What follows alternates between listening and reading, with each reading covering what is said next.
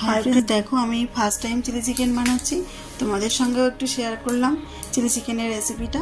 প্রথমে চিকেনগুলোকে আমি ভালো করে ধুয়ে নিয়েছি। তার মধ্যে 2 চামচ কর্নফ্লাওয়ার, 2 চামচ ময়দা, 1 চিপি ভিনেগার, একটু সোয়া সস, একটা ডিম ফাটিয়ে দিয়ে দেব, একটু পরিমাণ মতো নুন দেব, আদা রসুনের পেস্ট, একটু হলুদ দেব, একটু সরষের তেল দেব, দিয়ে এটাকে ভালো করে হালকা হাতে মিশিয়ে নেব।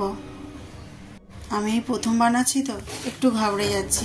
এর মধ্যে একটু কাশ্মীরি লঙ্কার গুঁড়ো দিয়ে দেব, দিয়ে ভালো করে হালকা হাতে এটা মিশিয়ে নেব। ভালো করে মিশিয়ে নেওয়ার পর কড়ার মধ্যে তেল গরম করতে দিয়ে দেব।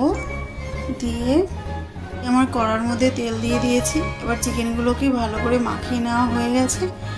এবার একটা একটা করে বড়ার আকার একটা ভেজে নেব। আমি 2-3 ব্যাচ করে ভেজে নিয়েছি। এদিকে থালার মধ্যে কিউব করে আমি কেটে নিয়েছি ক্যাপসিকাম, পেঁয়াজ আর কাঁচা লঙ্কা। বড়া ভাজা হয়ে গেলে ওই তেলের মধ্যে আমি এই সবজিগুলো দিয়ে ভালো করে ওটাকে ভেজে নেব। 60% ভাজবো, খুব বেশি ভাজবো না। ভেজে নেওয়া হয়ে গেছে। তার মধ্যে এবার একটা একটা করে সস দিয়ে দেব। প্রথমে একটু সোয়া সস দিয়ে দেবো। গ্যাসের ফ্লেমটা অবশ্যই আস্তে করে দেবে তোমরা। তারপর চিলি সস দেবো, সয়া সসটা কম করে দিয়েছি আমি। দেবো টমেটো সস।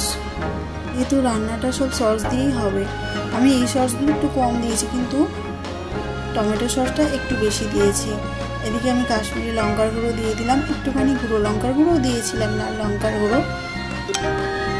পরিমাণ মতো নুন দিয়ে দেব, একটু আদা রসুন বাটা দিয়ে দেবো ওর মধ্যে অল্প পরিমাণ। দিয়ে এটাকে ভালো করে এবার একটু মেশাবো, কষিয়ে নেব।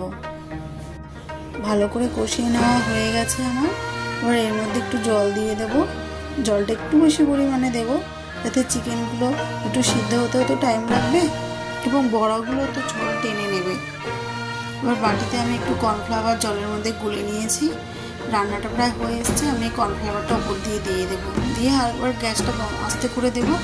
দিয়ে একটু নাড়াচাড়া করে নামিয়ে নেব। আমার রেডি চিলি চিকেন।